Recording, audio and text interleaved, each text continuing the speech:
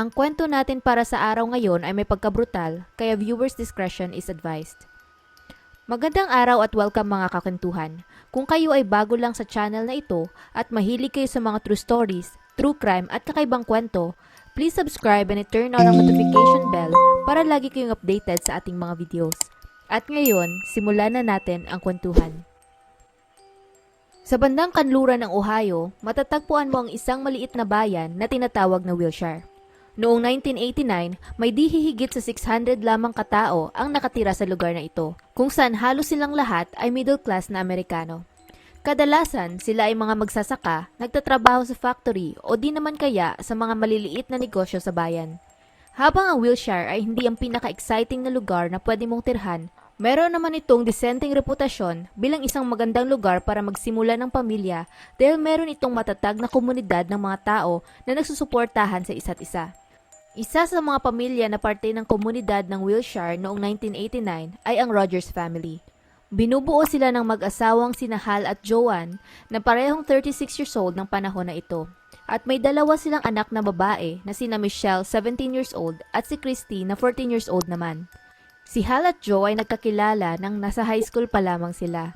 Si Joe noon ay napakamasayahin at sikat sa kanilang paaralan, habang si Hal naman ay tahimik lang at reserved na klase ng tao. Pero sa kabila ng kanilang pagkakaiba, ang ugali nila ay nagkakatugma ng mabuti na naging madali sa kanila ang pakisamahan ng isa't isa. Sa kanilang huling taon sa senior high, si Joe ay nabuntis sa una nilang naging anak na si Michelle. Kaya pagkatapos ng kanilang graduation, ang teenager na magkasintahan ay agad na nagpakasal at lumipat sa bukid para simulan ang kanilang buhay. Ilang taon pa pagkalipas noon, dumating naman sa kanilang buhay ang kanilang pangalawang anak na si Christy at iyon ay naging dahilan upang mas lalo pang maging masaya ang kanilang pamilya. Sa loob ng maraming taon, si Hal at Joe ay nagsumikap ng mabuti upang palaguin pa ang kanilang bukid. Ngunit hindi ito naging sapat para sa mga pang-araw-araw na pangangailangan ng lumalaki nilang pamilya. Kaya upang mapunan ito, kinailangan ni Joe na kumuha pa ng isang trabaho sa factory kapag gabi kung saan siya ay nagmamaneho ng forklift at parte din siya ng assembly line. Habang ang buhay ay tiyak na hindi naging madali sa pamilya ng mga Rogers, sila ay nanatiling positibo sa mga bagay-bagay. Ang kanilang mga anak ay lumaking masayahin at mabait at marami pang ang kaibigan ng dalawa sa kanilang paaralan. Kapag nasa bahay naman sila, madalas silang nakikipaglaro sa mga minamahal nilang hayop sa kanilang bukid. Ang mag-asawang si Hal at Joe naman ay naglalaan din ng oras bawat linggo para sa isa't isa kung saan sila ay lumalabas para mag-dinner date o magsabay man lang sa agahan. Pero ang simple at masayang buhay nila ay mawawasak sa taong iyon pagkatapos nila matuklasan na ang kapatid ni Hal na si John na nakatira sa trailer na nasa loob din ng bukid nila ay matagal na palang sekretong pinagsasamantalahan ang anak nilang si Michelle sa nakalipas na 3 taon. Hindi ito nagawang sabihin ni Michelle kahit kanino dahil pinagbantaan siya ni John na papatayin niya di umano ito kapag siya ay magsumbong. Ngunit nang makita nila ang mga nagkalat na sensitibong larawan nito sa loob ng kanyang trailer, doon na lumabas at nadiskubre ang iniingatan niyang sekreto. Dahil doon, nakulong si John ng maraming taon. Pero ang pinsalang idinulot at iniwan niya sa pamilya ay hindi masukat. Si Michelle ay halos hindi nga magawang pag-usapan kung ano ang nangyari sa kanya, habang si Hal naman ay lubos na nadismaya hindi lamang sa kapatid kundi sa sarili niya mismo. Hindi niya matanggap na may nanakit sa kanyang anak sa loob pa ng sarili nilang tahanan at wala man lang siyang nagawa upang pigilan ito at protektahan si Michelle. Sa sobrang galit niya, ay halos mapatay niya ang sariling kapatid, kaso ito ay nasa kustodiya na ng pulisya, kaya hindi niya ito magawa. Ang nagpasakit pa sa sitwasyon, ang ina nilang dalawang magkapatid ay kumampi pa kay John. Naniniwala ito na nagsisinungaling lang ang apo niyang si Michelle at na sinet up lang di umano nito ang kanyang tiyuhin. Ang malala pa doon, pinagkalat niya ito sa publiko na naging usap-usapan iyon sa kanilang maliit na bayan. Ang napakasakit na trahedyang ito ay umapekto ng lubos sa kanilang pamilya na halos hindi na maisip ni Hal at Joe kung paano nila malalagpasan ang pagsubok na ito. Doon na lumabas ang ideya na pagbakasyonin muna ang kanilang mga anak at dalhin sa isang lugar na malayo sa bukid at drama kahit ilang araw lang. Para kahit papano, bumalik man lang ang kanilang sigla at kasiyahan, gayon din ay sandaling makalimutan ang nangyari. Kaya nagpagpasyahan nila na si Hal ang mananatili sa bukid at tanging si Joe lang at ang dalawa nilang mga anak ang magbabakasyon na parang isang girls trip. Nang binahagi nila ang planong ito sa kanilang mga anak, sobrang natuwa ang dalawa dahil hindi pa sila nakakaranas ng bakasyon dati at gayon din si Joe. Kaya sinabihan niya mga ito na kinakailangan nilang planuhin ng mabuti ang trip, pumili ng lugar na gusto nilang puntahan at ang itinerary, pero syempre, kailangan nilang alalahanin na magmamaneho lang sila patungo sa kung saan man iyon at na hindi rin masyadong kalakihan ang kanilang budget. Sa huli, napagpasyahan ng magkapatid na gusto nilang pumunta sa Florida at sa loob ng ilang linggo, pinagplanuhan nila ng mabuti ang mga pupuntahan sa kanilang road trip at ganoon din mismo sa kanilang destinasyon. May 26, 1989, dumating din ang araw na kanilang pinakahihintay. Pagkatapos magpaalam sa kanilang ama na si Hal, ang tatlo ay sumakay na sa isang light blue sedan nilang family car at sinimulan ang kanilang biyahe. Sila ay nagmaneho patimog ng 8 oras sa I-75 hanggang umabot sila sa Georgia kung saan naghanap ang mag-iina ng motel upang magpahinga ng panandalian. Umaga na sumunod na araw, pinagpatuloy nila ang kanilang biyahe diretso na hanggang sa narating nila ang Florida. At sa mga sumunod na araw doon, pinuntahan nila ang mga nakasulat sa kanilang itinerary at binisita ang mga amusement park, zoo at iba pang atraksyon. Ang mga gala nilang ito ay nagbigay ng hindi mailarawang saya sa tatlo. Sa katunayan, noong May 29, nagpadala pa nga ng postcard si Joe kay Hal at pabiro nitong ikinuwento na kinakaladkad siya ng kanilang mga anak sa buong state ng Florida at gusto niya lang naman mag-relax. Pero syempre, mararamdaman mo sa tono niya na sobrang nag-i-enjoy lang sila sa bakasyon. June 1, 1989, umalis ang pamilya sa Orlando, Florida at nagmaneho naman patungo sa Tampa kung saan plano din nilang puntahan ang isa pang amusement park doon bago sila umikot pa uwi sa Ohio. Sa pagkakaalam ni Hal, sila ay babalik ng Ohio sa araw ng June 3. Pero nang dumating at natapos ang June 3 at hindi pa rin niya nakita ang anino ng tatlo sa Ohio, hindi naman siya nag-alala agad. Si Hal kasi ang klase ng tao na hindi nag-overreact sa mga bagay-bagay, kaya kapag may nag-iiba sa plano, hindi ito agad nagpapanik. Naisip lang niya na baka nagpasya ang tatlo na manatili pa ng konti doon at magkakasama naman sila, kaya naging panatag ang loob niya na walang masamang nangyari sa kanyang pamilya. At siguradong makikita niya ito muli pagkalipas lang ng ilang araw. Ngunit ilang umaga at gabi pa ang dumaan, hindi pa rin nakauwi ang kanyang mag-iina at hindi rin sila nakikipag-communicate sa kanya. Kaya noong June 6, pumunta na si Hal sa pulisya upang i-report na nawawala ang kanyang pamilya. Sa simula, mabagal na umusad ang investigasyon ng kaso dahil naniniwala ang mga otoridad na malaki ang posibilidad na talagang pinili lang nila na i-delay ang pag-uwi kasi ayaw pa nilang bumalik sa bukid dahil baka daw marami silang hindi magandang alaala doon.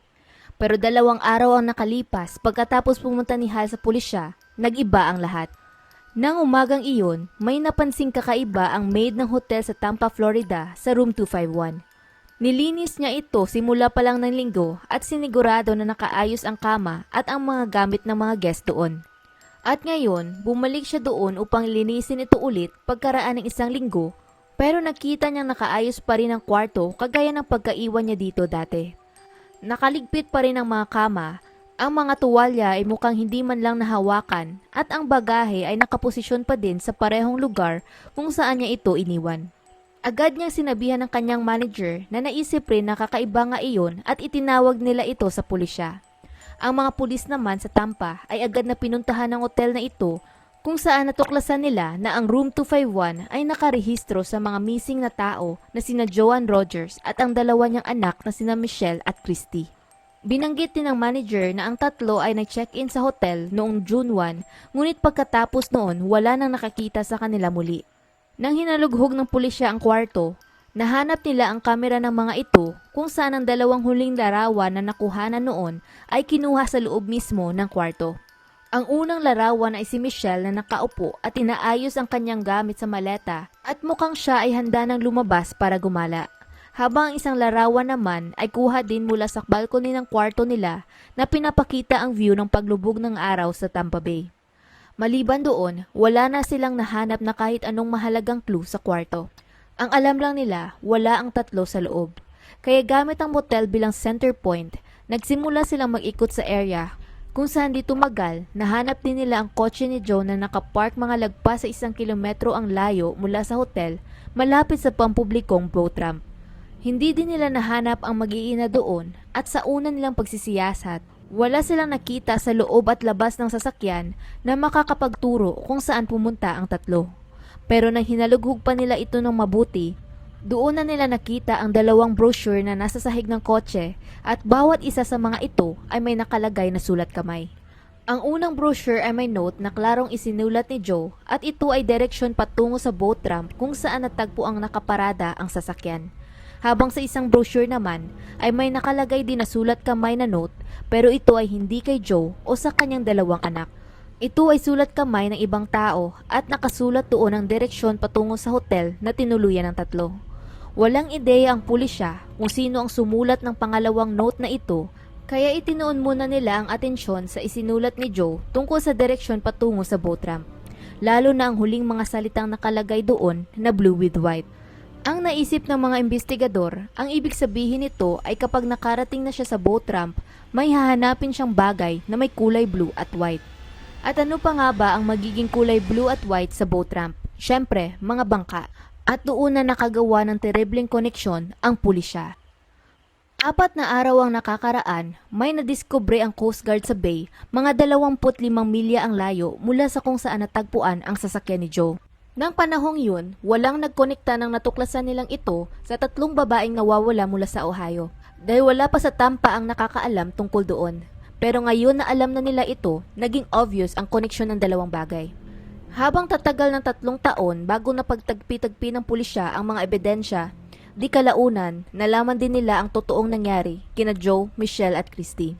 At ang sumusunod ay ang pinapaniwalaan nilang nangyari sa tatlo. Noong umaga ng June 1, sumakay ang mag-iina sa kanilang kotse upang magmaneho mula sa Orlando patungo sa Tampa. Pagkarating nila doon, hindi nila mahanap ang kanilang hotel, kaya tinabi muna ni Joe ang kotse sa gilid ng daan upang ilabas ang brochure na naglalaman ng mapa ng area doon. At habang pinag-aaralan niya kung saan ang kanilang lokasyon, isang lalaki na puti ang lumapit sa kanila. Siya ay mukhang nasa edad na 30s, sakto lang ang katangkaran at ang pangangatawan, blonde ang buhok, may bigote at mukha naman itong hindi nakakatakot. Lumapit ito sa driver's side ng sasakyan kung saan binaba naman ni Joe ang bintana at nagtanong ang lalaki kung sila ba ay nawawala dahil napansin di umano niya ang Ohio na license plate nito. Nagpakilala din siya na taga roon at maaari daw niya silang tulungan sa direksyon.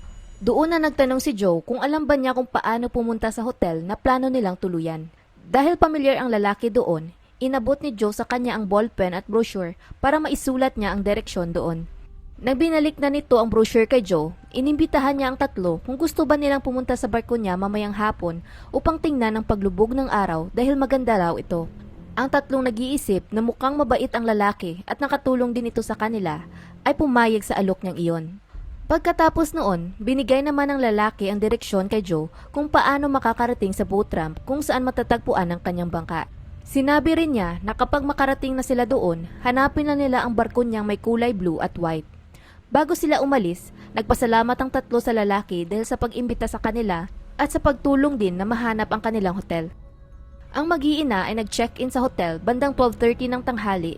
Ngayon hindi klaro kung ano ang ginawa ng tatlo ng hapon na iyon, pero bandang 7:30 ng gabi, may nakakita sa kanila na palabas ng restaurant sa hotel. Pagkatapos noon, umakyat sila sa kanilang kwarto saglit upang maghanda naman para umalis muli papunta sa barko ng bago nilang nakilalang kaibigan. Pagkalabas ng hotel, nagmaneho si Joe ng mga 1 milya ang layo sa isang boat ramp kung saan niya pinarada ang sasakyan. Nakita din nila ang blue at white na barko kung saan nakatayo ang lalaking nag-imbita sa kanila kanina. Bandang 8:30 ng gabi, silang tatlo ay sumakay sa barko at pumalaot sila sa gitna ng bay. Kung ano man ang eksaktong nangyari sa kanila sa loob ng barkong iyon habang nasa laot ay hindi gaanong klaro. Pero ang sigurado lang, sa isang punto ng gabing iyon, ang bago nilang nakilalang lalaki ay bigla na lang nag-iba ang ugali. Pinagsamantalahan niya ang tatlo bago niya tinali ang mga paa at kamay nila sa kanilang likuran gamit ang lubid at tinakpan ng duct tape ang kanilang bibig. Pero hindi niya tinakpan ang kanilang mga mata dahil nais niyang makita nila ang kanyang mga susunod na gagawin. Habang umiiyak ang tatlo, nakatingin lang sila sa lalaki na kumuha ng tatlong 13.6 na kilo ng hollow blocks at nilapag niya ito sa harapan ng mag-iina. Kumuha din siya ng 3 mahahabang lubid kung saan itinali niya ang dulo nito sa hollow blocks at habang ang kabilang dulo naman ay itinali niya sa lieg pa isa-isa sa 3 babae. Pagkatapos noon, dinala niya sila sa dulo ng barko at itinulak pa isa-isa sa tubig. Kaya habang ang unang itinulak niya ay nahulog na at sinusubukan pa ring pumiglas para manatili sa ibabaw ng tubig, walang nagawa ang dalawa kundi ang manood lamang sa sitwasyon hanggang sa tuluyan na itong lumubog at hindi na muling nakaahon. Ito rin ang ginawa niya sa dalawa pang natitirang babae kung saan tinulak niya rin ito sa tubig nang may nakataling hollow block sa liig nito. Nang matapos niya nang ligpitin ang mag-iina, bumalik lang ang lalaki sa port na parang walang nangyari. Noong June 4, 3 araw pagkatapos niyang pinatay ang mga Rogers dahil sa decomposition at pagkababad nila sa tubig, lumobo ang katawan nila at kusang lumitaw ang kanilang bangkay sa ibabaw ng tubig, kung saan agad naman itong nakita ng Coast Guard. Ngunit dahil sa matinding pagkaagnas ng bangkay, hindi nila natukoy ang pagkakakilanlan ng tatlo agad-agad. Sa autopsiya, nadiskubre nilang puno ng tubig ang kanilang baga na nagkukumpirma na buhay pa silang tatlo nang itinapon sila sa tubig. Ilang araw pagkalipas noon, nang natagpuan nila ang kotse ni Joe malapit sa boat ramp at ang note sa loob nito, doon na naisip ng pulisya na baka sumakay ang tatlo ng barko bago sila nawala. Doon na rin nila naikonekta na sa kasamang palad, malaki ang posibilidad na ang tatlong nawawalang babae na ito ay ang tatlong nakitang bangkay sa bay noong linggo na iyon. Sa mismong araw na nadiskubre nila ito, tinawagan nila si Hal sa Ohio upang hingin ang dental records ng kanyang mag-iina. At gamit yon, nakumpirma nila ang masaklap na bangungot ni Hal. Ang buong pamilya niya ay wala na. Ang taong pumatay sa kanyang pamilya ay ang isang lalaking nagangalang Oba Chandler na pinagsususpetsahan ng pulisya na isang serial killer. Mahilig din itong magyabang tungkol sa date niya di umano sa tatlong babae. Noong 1994, siya ay napatunayang guilty sa pagpatay kina Joe, Michelle at Christy Rogers, pero kailanman hindi niya inako ang responsibilidad dito o nagpakita man lang ng pagsisisi sa kanyang mga ginawa.